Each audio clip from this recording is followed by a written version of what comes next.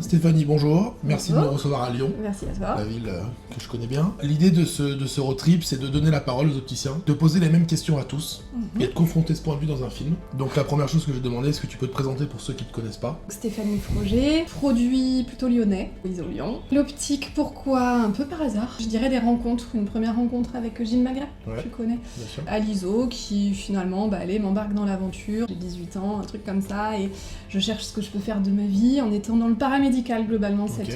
cette volonté-là de paramédical et de service et d'échange humain. Et puis le discours et la proposition de Gilles, de cette voie d'optique avec plein de trucs à faire. Et Gilles m'embarque, voilà, le Et Gilles, discours tu le m'embarque. connaissais avant l'ISO? Pas du tout, je suis rentrée à l'ISO parce qu'en fait j'avais un autre entretien pour une autre école, je rate le coche parce qu'un accident sur la route. Ok. J'arrive et je me dis, ah la maille à l'ISO, j'ai reçu la plaquette, viens on y va. Ah ouais, donc c'est vraiment le hasard complet. Là. Hasard, Ok. et Gilles m'embarque dans le truc. Voilà. Ok. Donc première rencontre de l'optique, Gilles. Ok.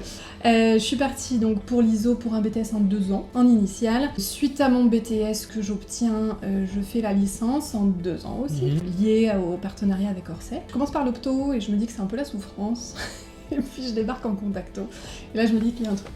Il y a un C'est quoi, c'est la truc. souffrance? L'opto, ça me paraît à milieu du magasin. Ah Si ouais. tu veux, je suis dans un magasin à ce moment-là qui est pas forcément hyper développé, qui est très développé sur le service aux clients, tu vois, très développé sur la qualité du métier d'opticien, Ok. répondre aux besoins, etc. Mais pas forcément ultra poussé sur l'examen de D'accord, vue et ok. tout ça. Et donc, commencer à chercher des normes, à faire des tests avec du matériel que j'avais même pas, Ouais, ouais. etc. Je me sens un peu perdue là-dedans. Et puis j'arrive en contacto, et là, pareil, je dirais que, je sais pas, des intervenants qui font tilt, et où je me dis, quand je serai grande, je vais faire ça. Ok. J'ai le côté un petit peu où je Coup me de dis, cœur. ouais, coup de cœur. Puis le côté prof aussi un peu me plaît. Et le côté contacto, très rapidement, pour le coup, il paraît complètement accessible. Tu vois, on en voit passer en magasin, on en voit passer sur les ordonnances, on voit que les gens ont des questions, Ok. et que potentiellement, il est plutôt facile d'y répondre et de se mettre dedans. Donc, je prends mon téléphone et puis j'appelle les premiers représentants en disant, hey, salut, j'ai envie de faire de la contacto. Franchement, Ok. je sais pas trop comment on fait, mais ça me fait, à mon avis, vibrer. Je trouve un super accueil auprès d'Emmanuel Pontoise, notamment. Je remercie pour ça, effectivement. Ça a été une des premières à finalement aussi mettre le pied. Je sais à pas si l'étrier, quelqu'un ça. dans le métier de l'optique déteste cette fille. En tout cas, je pense que tout le monde la connaît. Mais je pense que tout le monde la connaît et je Tout le monde pense la que connaît. tout le monde l'aime bien. J'obtiens du coup ma licence et puis je commence à mettre les mains dedans vraiment tout de suite, du coup grâce à Emmanuel, grâce à d'autres qui Ouais. suivent. Et puis je me rends compte que mine de rien on aborde un peu la rigide et tout ça. Je fais mes études sur mon temps libre, je suis en 39 heures et je fais ma licence sur mon temps libre. D'accord. J'ai pas fait de contrat pro, j'ai jamais eu de contrat pro. Ok. Pourquoi, j'en sais rien, parce que j'ai fait que ça comme ça Ouais. et que voilà. Et puis globalement là dans le magasin ça se passe pas hyper bien, Ok. il y a d'autres sujets. Et je me dis que je vais voir un peu ce que ça donne comme ça, tel que, et je finis mes études ici. Puis au bout de quelques mois, ça coïncide avec l'entrée dans les réseaux. De la Et profession. de la profession. Et en fait, le magasin En 2015. change de propriétaire 2015 à peu près, ouais, c'est exactement. Le magasin avait changé de propriétaire, je m'y retrouvais plus vraiment. Et l'entrée du 100%, l'enseigne à l'époque était en 100% réseau. Et du coup, tout ce que j'ai appris moi en licence, ce pourquoi j'ai choisi ce métier, de me dire être au besoin des gens, écouter, faire une vraie anamnèse, te dire voilà j'ai choisi ça. Non, en fait demain c'est la mutuelle qui te dit ah mais mon gars en fait c'est ce contrat-là et du coup c'est ce verre-là et c'est ce prix-là. Mais c'est ce que Et tu as clairement, vécu ou c'est ce que tu pensais vivre en fait? C'est ce que j'ai vécu. Tu l'as vécu? La enfin, grille, les grilles, tout T'as ça. eu le temps tout de ça, voir à comment l'époque. c'était. Alors après, je peux plus m'engager aujourd'hui, je te parle de ça. Bien sûr. On est effectivement en 2010, entre 10 et 15. Et là, décrochage total. Moi, je me dis, waouh, en fait, notre part à nous, elle est où? On avait rigolé un jour en disant, mais parce que c'est tout sauf drôle, mais de dire, vas-y, moi, le prochain Santé Claire qui rentre, en fait, je peux ne pas prononcer le mot vert. Si j'y arrive, je t'appelle le petit-déj, tu vois. Énorme. Et en fait, tu peux ne pas prononcer le mot vert à un client Santé Claire qui vient juste pour avoir un truc qui est gratuit. Alors c'est pas gratuit, c'est remboursé, c'est déjà pas la même chose. Et en fait, moi, là, mon métier, c'est pas ça. J'ai pas choisi ça. Et puis, c'est l'époque où il y a Viadeo, ancêtre de LinkedIn. Viadeo et LinkedIn, c'était Voilà. la concurrence, mais LinkedIn a pris l'au-dessus. Du coup, je zone sur Viadeo et je regarde en disant bon, que font les gens dans l'optique. Et je tombe sur des profils, dans les laboratoires notamment, je regarde en me disant j'ai vu à une formation un tel, une telle, je regarde et puis je vois, ouais, ok, il y a une base d'optique et puis ces gens-là ont fait à l'époque la maîtrise ou ont commencé le master. Et je me dis, ouais, quand même, ils ont un petit peu plus, effectivement. Et du coup, du jour au lendemain, je me dis, allez, en fait, je vais faire master. Parce qu'entre temps, t'avais bossé. J'ai bossé 1 an, Et j'ai après, arrêté t'as 1 repris an. tes études. Et en fait, très rapidement, je me suis dit, il faut que je continue. C'est possible ça? C'est dur. Je crois. C'est dur, je sais pas. Non, parce que t'étais passionné. Parce que j'avais l'envie et parce que pour moi c'était cette ouverture à dire faire le métier qui me correspond, celui que j'avais entre les mains ne me correspondait pas.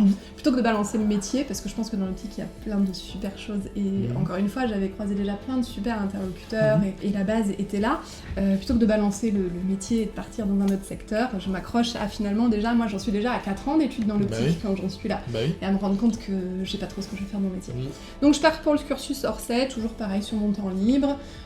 Au même moment, à peu près, je change de boulot quand même pour trouver un peu plus de sens au quotidien à tout ça, trouver une super ambiance de travail. Avoir la chance de trouver quelqu'un qui me dit l'antirigide, vas-y carte blanche, j'y crois. Quelqu'un qui avait une maîtrise bien installée dans Lyon me laisse totalement carte blanche pour me lancer sur de la lentille sclérale et tout ça.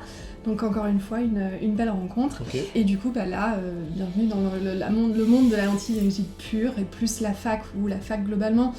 Mission montée à Orsay, sur ton temps libre. Faut en avoir envie, quoi. Faut en avoir envie, ça prend énormément de temps, ça prend énormément d'énergie, ça me prend de l'argent quand tu le fais sur ton temps libre parce que c'est un investissement. Mais c'est un investissement sur un métier qui a l'air de me plaire, sur un domaine dans lequel je crois. Donc j'y vais et puis j'aménage ça comme je peux.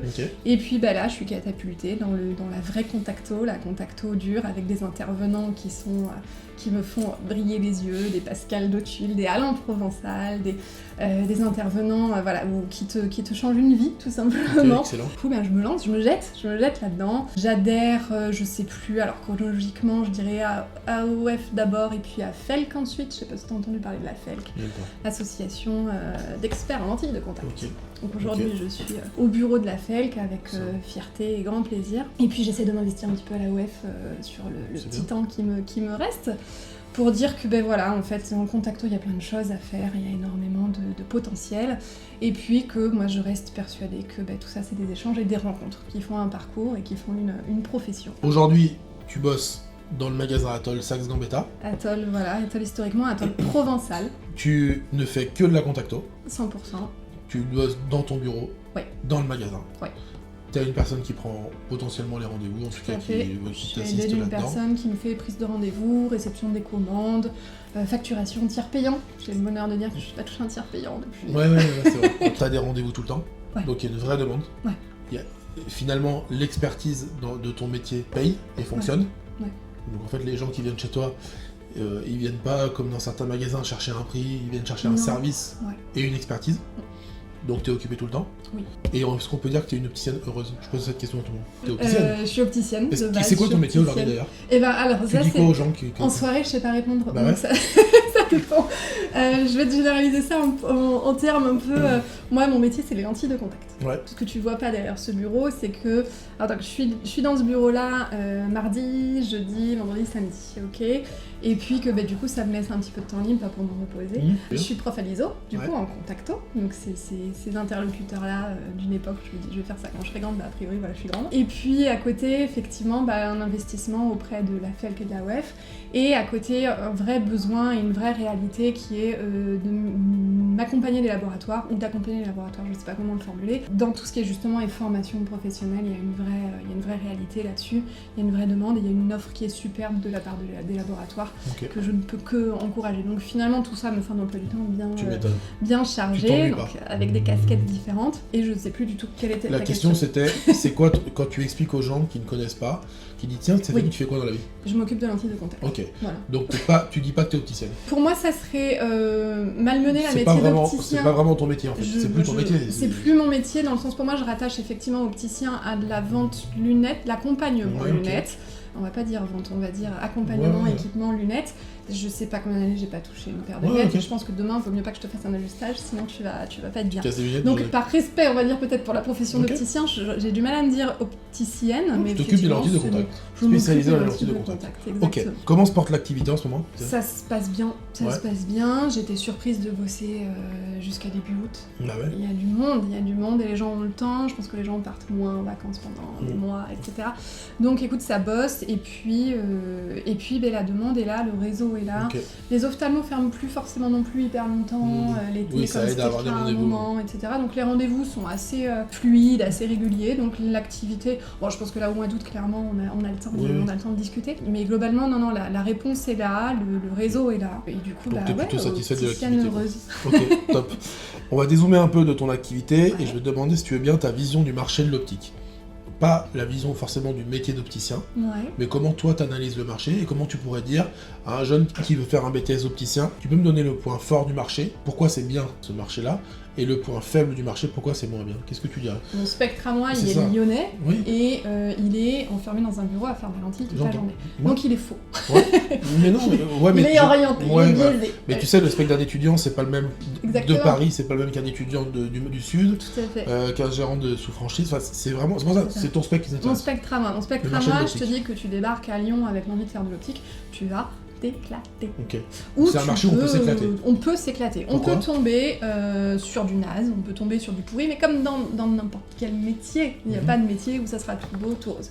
On peut s'éclater, pourquoi ? Parce qu'il y a vachement d'offres en fait. Tu regardes à Lyon, il y a énormément d'opticiens, de magasins, de belles maisons. Et puis il y a tout ce qu'on ne sait pas au début justement, qui est demain tu veux, je sais pas, tu veux bosser pour un labo, tu veux bosser pour une marque, tu veux bosser pour une mutuelle, pourquoi pas. Tu vas vraiment pouvoir te faire, je pense, le métier.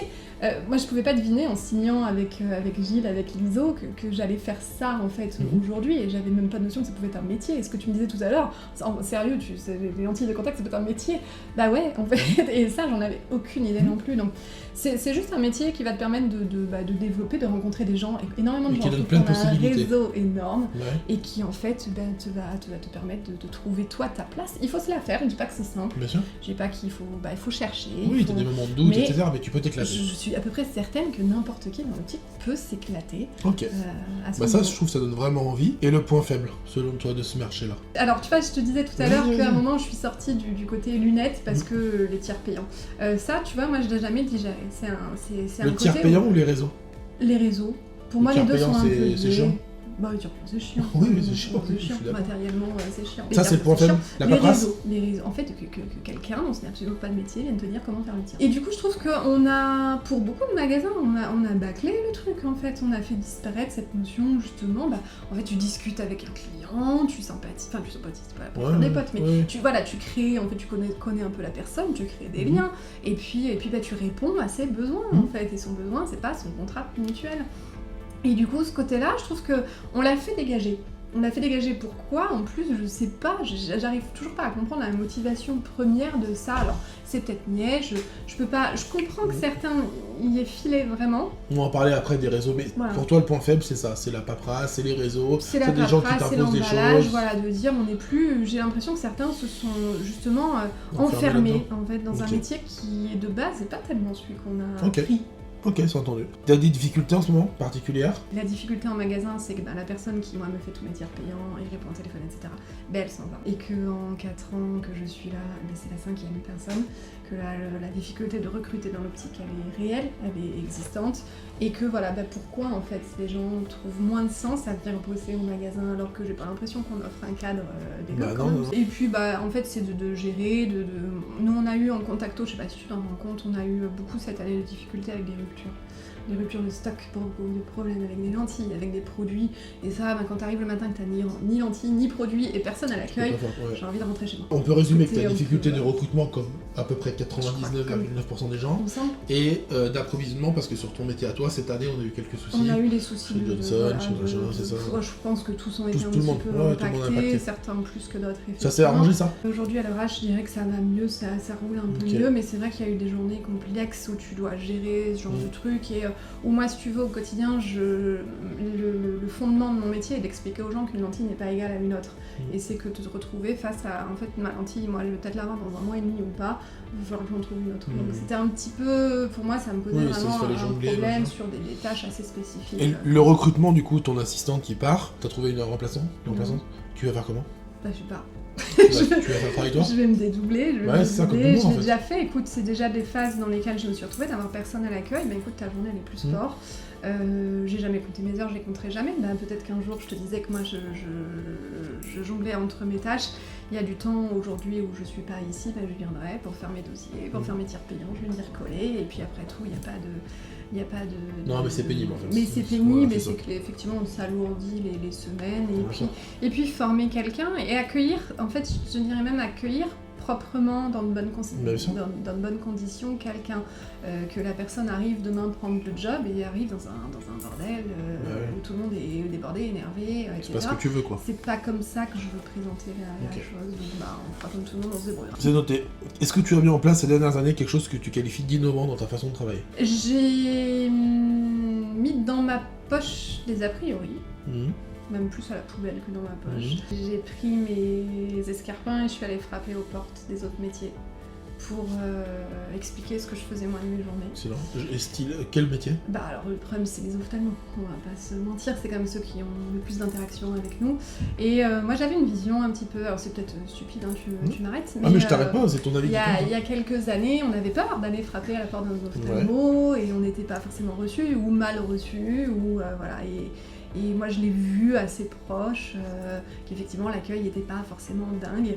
Et là, ces dernières années, l'accueil est dingue. L'accueil est dingue, le réseau est dingue. On a des ophtalmos, des jeunes ophtalmos hyper spécialisés, qui sont hyper compétents, qui sont hyper curieux de plein de choses, mais qui ont comme nous des journées de 24 heures et qui peuvent pas tout faire. Et accueil de dingue par ces ophtalmos, et du coup qui effectivement me réfèrent des gens qu'on aide réellement, un vrai, il y a un avant et un après pour ces gens-là.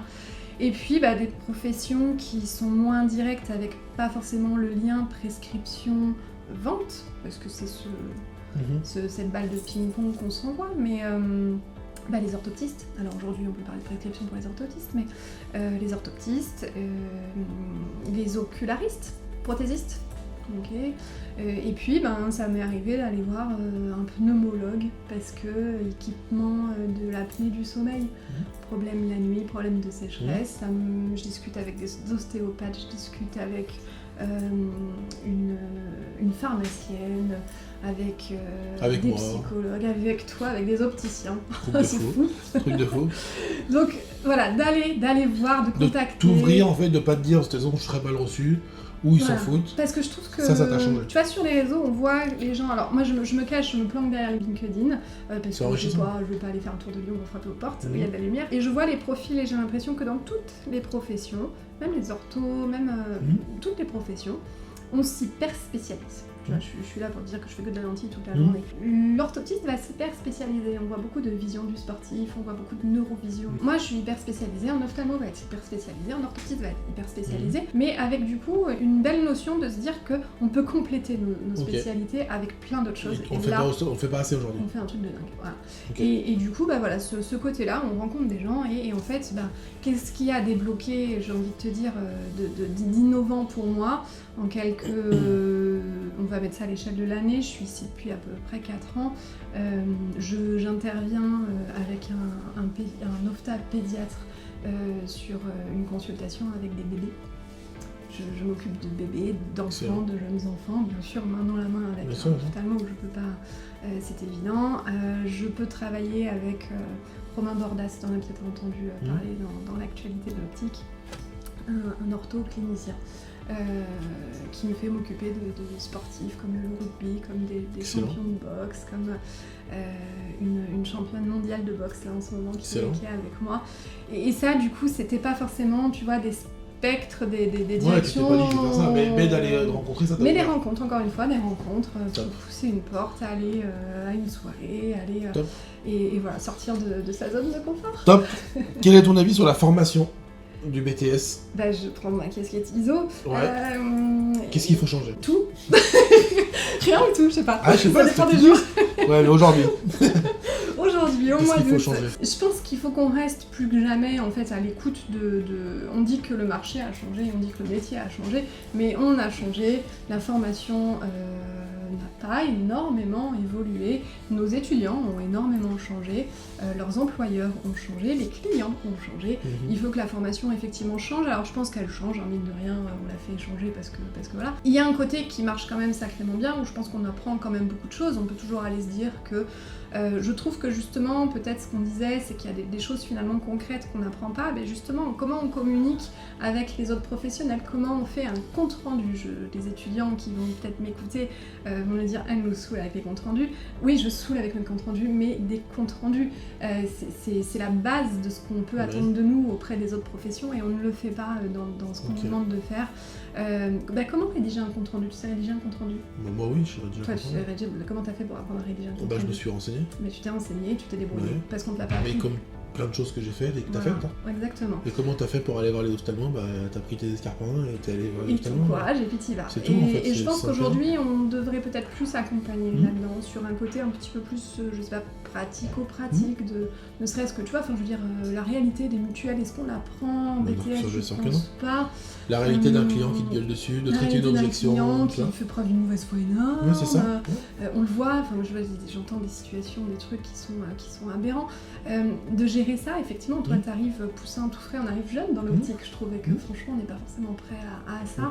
Donc, je sais pas, après, l'alternance est aussi finalement là pour ça, serait à se confronter à des clients. Il faut rajouter quoi dans la formation? Il faut enlever quoi? Je dirais beaucoup me disent qu'il faut passer en 3 ans. Le reste, je dirais peut-être plus d'échanges. Est-ce que si on échangeait peut-être un peu plus avec un petit triptyque qui serait l'enseignant, le maître d'apprentissage et l'étudiant? Je sais pas, est-ce que plus régulièrement cet échange-là, il est... ça existe, les profs référents, etc. Tout existe déjà, si tu veux, tout est déjà mis en place, mais... faut le pousser. Est-ce qu'on écoute assez l'étudiant? Est-ce qu'on écoute assez, finalement, l'opticien? Est-ce que je pense qu'on a devant nous plein de gens qui sont intéressés, et puis il y a quand même les situations dans lesquelles on parlait que finalement il y avait peut-être un décalage entre le contrat qui était proposé et la réalité de la formation qu'on attendait en face. Et puis après, pour ça, en fait, tout simplement aussi mettre peut-être en relation directement nos fabricants. On s'en sert peut-être pas assez. Les laboratoires, moi je vais parler en contacto, mais je pense que pour l'hiver c'est pareil. Tout ce qui est formation, tout ce qui est, je sais pas, des espèces de package clés en main, d'accompagner en fait, encore une fois, cet échange.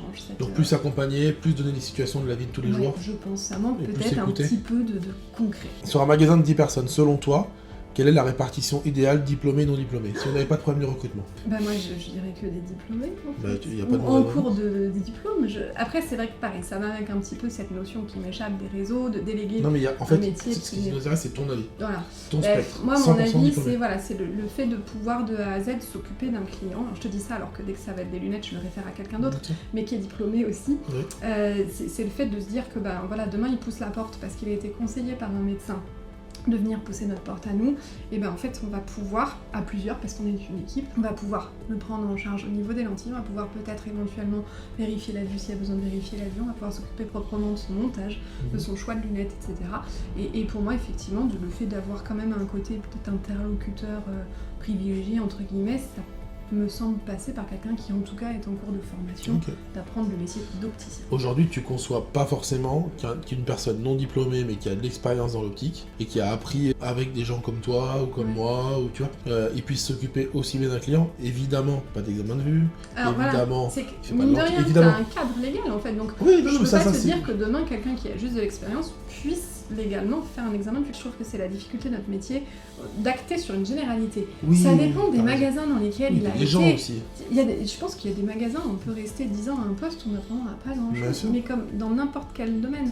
Et qu'il y a des gens qui vont aller chercher dans des magasins où ils vont apprendre plus. Et je veux dire, moi, demain, je dois confier mes yeux, ou pire, ceux des enfants, à quelqu'un en lentilles. Je vais même les confier à quelqu'un qui n'a pas de master. Parce que ça, c'est son truc à lui.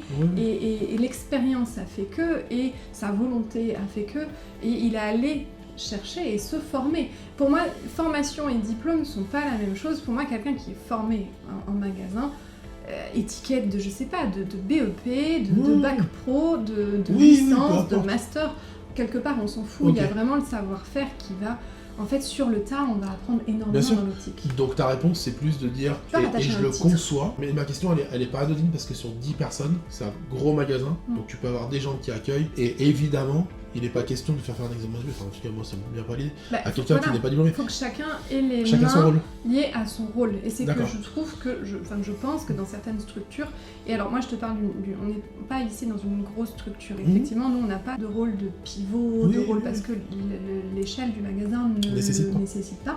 Et effectivement on a plus une réalité où chacun va devoir toucher à tout. Et la réalité est que pour laisser quelqu'un, ne serait-ce que laisser quelqu'un tout seul dans le magasin, bah, t'es quand même bien embêté s'il n'y a pas de diplôme. Donc ça dépend de la structure effectivement dans laquelle tu es et des gens que tu as en face. Si demain tu es nommé ministre de la Santé, tu sais jamais, tu peux réformer le marché de l'optique sans avoir de problème de budget, de problème de syndicat, tu fais ce que tu veux, mais tu peux faire qu'une réforme. Qu'est-ce que tu fais? Moi j'arrêterais l'espèce d'hypocrisie de la sécurité sociale. 9 centimes, sérieusement. On est où en fait? Alors sur les lentilles on a de la chance, c'est une trentaine d'euros du coup. Je trouve que c'est essayer... Pardon, pour ceux qui nous regardent, c'est 30 € pour des cas très spécifiques. Pour des cas très spécifiques, non, mais parce que j'ai beaucoup effectivement, mais pour des cas que la plupart des gens ils ont pas de remboursement. Pour aller sortir au ciné, ça ne marche pas. Voilà, c'est ça. Donc je sais pas, cette espèce de mainmise qu'a la sécu pour essayer de garder un contrôle au prix de 9 centimes pour que on passe 1h12 au téléphone avec un numéro payant, peut-être pour aller savoir où sont nos 9 centimes parce qu'on n'a pas été réglé. Est-ce que vraiment là on est sur un truc qui fonctionne ou pas? D'essayer de taper un peu, de mettre un bon coup de pied là-dedans, qui pour moi, je l'assimile maladroitement certainement, justement ce qu'on disait, toutes les mutuelles, etc. De laisser en fait l'opticien faire son métier d'opticien. On appelle ça libérer le marché. Libérons le marché. C'est ça? Libre. Très bien. Voilà. Comment tu vois l'optique dans 10 ans? Pas comment t'aimerais, différent. Comment ça va évoluer, tu penses? Il se passe quoi? Est-ce qu'il y a plus de magasins, moins de magasins, des gens qui vont disparaître, d'autres qui vont apparaître, des nouvelles technologies? Ce qui va se passer, moi, tu vois, je suis un petit peu... Je suis une éternelle optimiste. J'ai envie de te dire que demain, l'opticien a son rôle, reprend son rôle en main. La contacto, c'est en magasin. Il n'y a pas d'opticien qui m'appelle pour m'envoyer de la contacto quand ils peuvent pas. L'opticien maîtrise ses tarifs. Fait payer ce qui doit être payé, un service doit être payé, un service professionnel doit être payé. L'opticien kiffe à nouveau sa place en fait. Mais ça va exister ça, tu penses? Bah oui. Et comment on va faire pour y arriver? Si chacun a envie, on y va. Ouais. Toi aujourd'hui tu aimes ton métier? Bah ouais. Et moi aujourd'hui j'aime mon métier. Bah ouais. Et ben tu mais as fait en sorte sauf que avant aujourd'hui, on en avait jamais parlé. Oui mais t'es allé chercher l'info. Bah moi je vais aller chercher l'info parce que je suis là. Oui mais aujourd'hui on a une arme qu'on avait peut-être moins à l'époque qui est les réseaux sociaux. Sinon, si toi, moi et ceux qui aiment leur métier crient sur les réseaux qu'en fait on va aimer notre métier. C'est ce qui va se passer. Et que en fait ton reportage fait que on nous montre que il y a des centaines de façons d'aimer son métier et qu'on se réapproprie ça. Et puis encore une fois, on a toute cette force dans l'optique de ces métiers autour de nous qui font une force de l'optique vraiment, qui sont pas une concurrence, qui sont pas une fuite, qui sont tu parlais des orthoptistes, tu parlais même d'un pneumologue, enfin tout ce qui peut avoir un rapport de près ou de loin. Tout sortir le nez de notre guidon et se dire mais à quoi on sert en tant que professionnel de la vie, l'opticien de santé. Il est là. Ben moi je crois qu'on va y arriver. On va y arriver. Mais ça va démarrer d'initiatives toutes bêtes, comme toi qui va voir les ophtalmos, comme toi qui va voir les opticiens. Voilà. oui mais moi tu sais je veux pas. Enfin, ça démarre d'initiatives comme ça. Et je pense que ça démarre du terrain. Voilà, c'est mon avis, mais je pense qu'on va y arriver. On entend de tout, moi j'entends de tout avec oui, les jeunes, ils ont plus envie de travailler, oui, les jeunes, ils ont plus envie de faire d'efforts. Pour moi, c'est de la foutaise, c'est pas... Les jeunes, ils ont envie de travailler comme toi et moi, on avait envie de travailler, franchement, t'as envie de travailler tous les jours. Tout le monde a envie, en fait, envie de travailler, c'est peut-être... mais envie d'aimer son travail, tout simplement, t'as pas envie d'y aller... À nous de leur donner le goût aussi. Voilà, c'est pas... Et voilà, je pense qu'aujourd'hui, les jeunes, ils ont envie comme nous, on avait envie, mais qu'effectivement, l'approche n'est plus tout à fait les mêmes. Je pense qu'il y a un équilibre aussi entre le pro et le perso, qui est certainement différent. Donc, à nous de leur laisser la place et à eux de voir exactement quelle place ils peuvent avoir, mais les places sont belles. Top. Avec certaines personnes du métier, bien sûr, pendant ce road trip, on a eu l'idée d'écrire un book des best practices, un livre des bonnes pratiques de l'opticien. Il est dispo, et dedans, il y a tout ce que tu dois faire ou être pour être un bon opticien. J'ai envie de t'enfoncer une porte. Vas-y. Tu sais que ça existe? Bah je sais pas. Et ben moi je dis que l'AOF, on va prononcer donc l'association des optométristes de France, donc dans laquelle je suis impliquée, a fait un guide des bonnes pratiques. De l'opticien? De l'opticien, optométriste, alors après qui s'applique potentiellement à l'opticien, c'est-à-dire qu'en fait, je te donnerai le papier. Avec plaisir. Il y a une charte de dire qu'en fait, le client avant tout, on ne peut pas appeler ça un patient parce qu'on ne sera jamais médecin. Le client avant tout, en fait, les besoins mais du ça existe client vraiment avant tout. Ils ont fait un donc guide, dedans il y a pratique. Comment se comporter devant un client. Bah ça je veux bien. Les besoins du client avant tout, mais en respectant aussi, nous sans nous perdre nous, ce que je disais, les comptes rendus, les échanges. Et si ça vient des opticiens d'un prix, le respect d'une réalité, on ne fait pas n'importe quoi avec les prix, on les vend pas à des mutuelles, mais on les survend pas non plus. Non mais ça je trouve que c'est presque militant, tu vois. Mais on peut aussi se dire, on intéresse des gens, comme toi, comme moi, comme n'importe tous ceux qui ont participé, à écrire ça en disant, bah voilà, ça vient du terrain. J'ai deux questions, est-ce que tu es volontaire pour nous aider à l'écrire ? Toujours. Ok, bah merci. Et deuxième question, chapitre 1 selon Stéphanie Froger. Le titre, on va pas développer. Le guide des bonnes pratiques. Ouais. Qu'est-ce qu'il faut être ou faire pour être un bon opticien selon toi ? Eh ben justement, être en bonne relation avec l'ophtalmologiste / orthoptiste qui nous entoure pour être avec la volonté commune de répondre à un besoin. Donc une capacité, on va dire, de communication. Donc tu parles des comptes rendus, tu parles de discussion. De discussion, je crois qu'il y a un problème sur l'ordonnance, de pas chacun dans son coin, on relève tous le nez et on regarde ce qui se passe autour, et il y a plein de bonnes choses, et donc après, de savoir ce que l'ophtalmologiste peut attendre de nous, et de savoir en fait ce que lui peut nous apporter, ce que nous on peut apporter. On n'a pas du tout, encore une fois, on est à une échelle lyonnaise, on est à une échelle de centre-ville lyonnais, on n'a pas tous les mêmes besoins, les mêmes attentes, mais c'est certain qu'on est là dans le même but et que il y a énormément à faire à ce niveau-là. Est-ce que tu peux partager une anecdote qui a marqué ta carrière ? Alors moi je dirais le premier cas que j'ai eu alors car attention, le façon positive, porteur que j'ai équipé main dans la main avec une assistante technique de laboratoire en lentille sclérale. Donc lentille sclérale, c'est une grosse lentille rigide remplie de liquide et qui nous permettent de restaurer une vision quand la cornée ne le permet pas. Donc on passe clairement d'acuités qui sont à peine mesurables. En l'occurrence, ce jeune homme qui a 19 ans, l'acuité n'est même pas mesurable. Je me dis, mais comment il a fait pour trouver la porte du magasin ? Je sais même pas. Et on lui adapte ses premières sclérales. Et la maman de ce jeune homme vient me voir en larmes, mes larmes de joie, de me dire oh là là, on lui a changé la vie, etc. Vous n'imaginez même pas, etc., etc. Alors pareil, waouh, c'est incroyable, mince, pourquoi je suis la première à m'y intéresser pour ce jeune homme qui a quand même 19 ans et qui est comme ça depuis déjà 4 ou 5 ans. Et je revois quelques jours après ce jeune homme et je m'attends du coup un peu à la même réaction en disant oh, ma vie est incroyable, j'ai changé de vie. Et non, le jeune homme il est au fond du trou. il est complètement déprimé et il m'explique qu'en fait ça a été le choc pour lui de découvrir en fait son univers, de découvrir sa copine, de découvrir du coup, il l'a quitté. Et du coup il l'a quitté. Non, je plaisante. Non, c'est vrai. C'est vrai. Du coup, voilà. C'était pas fait exprès. Il s'est rendu compte que son appartement lui plaisait pas. Incroyable. Il s'est rendu compte, etc.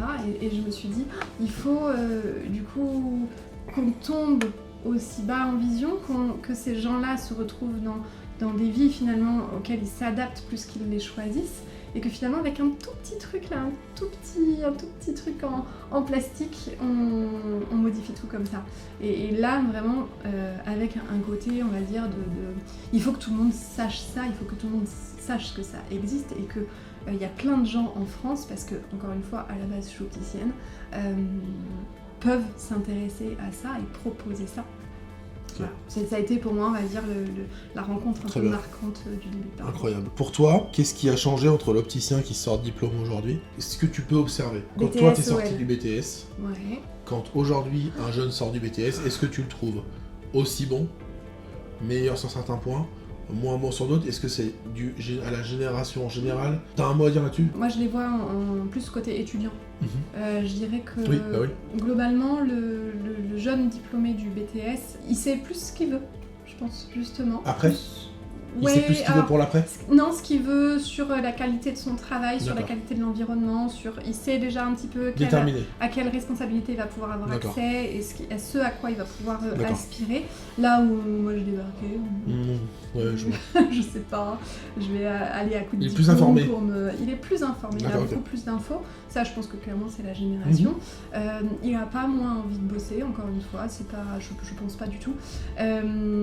Et puis, techniquement, sa formation, je pense, est tout simplement assez aujourd'hui devenue éloignée de la mienne parce qu'on n'a pas appris de la même façon. Parce que nous, on a appris à faire des montages à la main. Aujourd'hui, je crois qu'il travaille sur des machines, etc. Donc, on parle plus tout à fait le même langage, mais si le savoir-être qui m'est cher, qui m'est propre, me tient à cœur, c'est à moi de le transmettre. On va plus chercher aujourd'hui peut-être un savoir-être qui est toujours là, qui existe et qui est important, plutôt qu'un savoir-faire qu'on se mettra à notre échelle, ce dont on a besoin en magasin. Ok. Qu'est-ce que tu penses de la téléophtalmologie? Via mon spectre lyonnais, toujours en contacto. Pour moi, je ne me sens pas du tout concernée, je vois pas l'utilité de ça.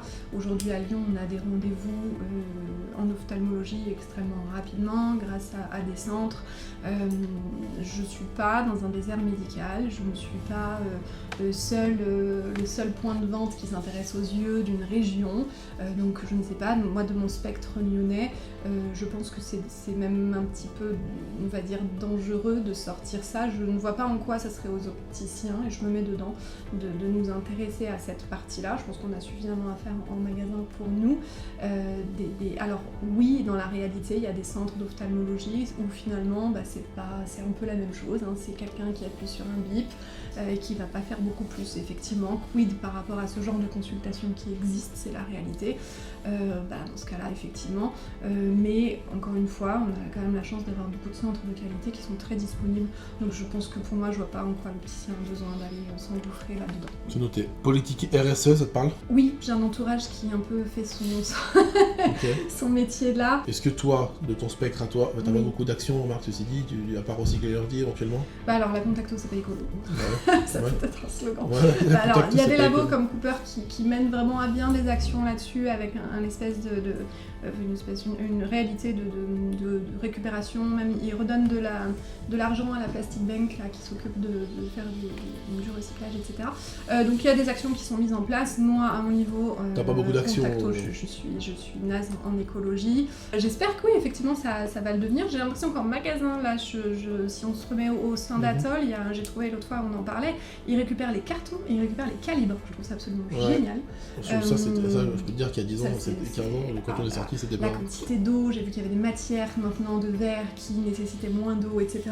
Donc ça, c'est un sujet sur lequel, bien sûr, ça m'intéresse parce que notre avenir à nous, l'avenir de mes enfants, tout simplement.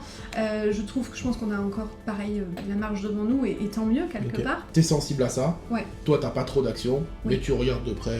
Moi, j'aimerais vraiment bien, c'est un cheval de bataille pour moi, mais pareil, mes journées font 24 heures et je suis déjà jouée au Tetris tous les matins. Ça serait pour le coup vraiment notre rôle là-dessus, éventuellement. On a accès sur la place publique, on parle directement aux gens, on parle directement au grand public. Des petites notions de dépistage, je travaille énormément avec les enfants, ce que je te disais. Les dangers des écrans, j'ai l'impression qu'on n'en parle toujours pas assez. La frénation de la myopie, c'est un combat que moi je mène depuis des années et que je trouve très long et très peu développé. Donc moi j'aimerais prendre un bus, poser un bus place Bellecour et dire aux parents, il existe plein de trucs pour vos enfants, mais demain vas-y, tu transformes ton van en bus, et on y va. Très bien, je note. Donc le dépistage, la prévention, je trouve qu'en France la prévention, on est loin. Ton avis sur les syndicats professionnels aujourd'hui? Moi j'ai déjà placé plusieurs fois le mot AOF, voilà. Le ROF, l'OF, tout ça te parle? La OF. Alors ROF et tout ça, ça me parle effectivement. J'ai eu assisté à quelques conférences du ROF sur Lyon, si je ne me trompe pas, qui effectivement posait, et c'est là effectivement le nom de Didier Rosset me parle, le côté, parce que moi ce que je te disais, je comprenais pas les réseaux et j'adhérais pas à ça. Donc effectivement j'ai vu qu'ils faisaient des choses, etc. Mais après voilà, encore une fois, moi au quotidien, pour moi, le syndicat le plus efficace, oui, représentatif pour moi et dans lequel je me sens bien et à ma place, c'est la OF, ouais. Très bien. Qu'est-ce que tu attends du road trip de l'optique? Pourquoi tu t'es inscrit? Pour parler. pour qu'on dise quoi aux opticiens, allez, prenez votre place, elle est belle, elle est canon, il y a plein de trucs à faire. Allez, tous ensemble on y va, franchement, c'est un vrai job, il faut qu'on retrouve du plaisir au travail. J'ai l'impression que beaucoup perdent le sens de ce travail. Comment on se reconvertit après à peine 10 ans de métier? Ça, moi, ça me... Et encore Et à peine 10 ans, ouais, c'est ça. Et moi, c'est de voir ces jeunes qui fuient l'optique, où ça me rend en fait juste triste de me dire... Comment on t'a pas montré en 5 ans? Et je me mets en disant c'est de notre faute à nous, c'est pas forcément la faute du jeune de se dire j'ai pas trouvé, c'est la faute des professionnels qui l'entourent, de dire personne t'a montré à quel point on pouvait kiffer notre place. T'attends ça du road trip de l'optique? Ouais, de leur dire que cool. Regarde, je pense que tu vas interviewer que des gens qui adorent leur métier. Et que des passionnés. Voilà, et du coup, mais en fait, allez chercher votre place et prenez-la, elle est là et voilà. Parfait. Est-ce que Stéphanie, tu as un coup de gueule à passer? Le dépistage, le cri sur la place publique, l'interaction entre tout le monde, de se dire que, ouais, moi, de voir des enfants qui galopent sur la myopie, de voir des gens qui ont du mal à trouver, le professionnel qui puisse les équiper en lentilles, de voir que des jeunes quittent le métier de l'optique parce qu'ils ne trouvent pas leur compte. Donc, on va dire, envie plus de mettre un coup de pied un peu dans envie de faire bouger les choses. Dans un mood général qui global est un petit peu en train pas de stagner, mais de voir surtout le négatif alors qu'on est entouré de positif. Parfait, merci. Est-ce que tu es prête pour la série de questions-réponses? Ça va très vite, c'est intuitif. On y va. Ray-Ban ou Persol? Ouf, personne. Atelier ou examen de vue? Examen de vue. Chemise ou polo? Chemise. Attention, t'as pas le droit de répondre au F. ROF ou FNOF? Ah ouais. Montage à chaud ou montage à froid? Quoi? Montage à chaud ou montage à froid? J'ai pas compris la question. Eh ouais, je sais. Concurrent ou confrère? Confrère. Métal ou acétate? Acétate. Silmo ou Mino? Silmo. Avant le Covid ou après le Covid? Après, on avance, on continue. Après l'après-Covid. Très bien. Avoir moins 8 ou avoir plus 8? Moins 8. Causium ou Pro-Optique? Seul dans un magasin de 150 mètres carrés ou 15 dans 50 mètres carrés? À choisir. Si tu devais travailler au magasin. 15. Allez, l'équipe, on y va. Faire l'inventaire du magasin ou gérer les tiers payants? Moi, mon inventaire, il va hyper vite. Inventaire. Loucher ou diverger? Diverger, ça t'ouvre peut-être un angle de vue plus large. Parfait. Voir double ou voir la moitié des choses? Voir la moitié des choses. Former ou être formé? Et les deux vont ensemble. Se former pour pouvoir former après. On dit un client ou un patient chez toi? Un client. Tu préfères planter un tournevis dans le doigt ou changer des plaquettes vertes si tu dois dépanner le magasin? J'ai déjà implanté mon tournevis dans le doigt, du coup je prendrais plaquettes vertes. Tu veux essayer les deux? Ouais, on va essayer. Faut pas mourir bête? Non. Et enfin, tu préfères liker le road trip de l'optique ou liker le road trip de l'optique? Liker les road trips de l'optique. Super, merci beaucoup.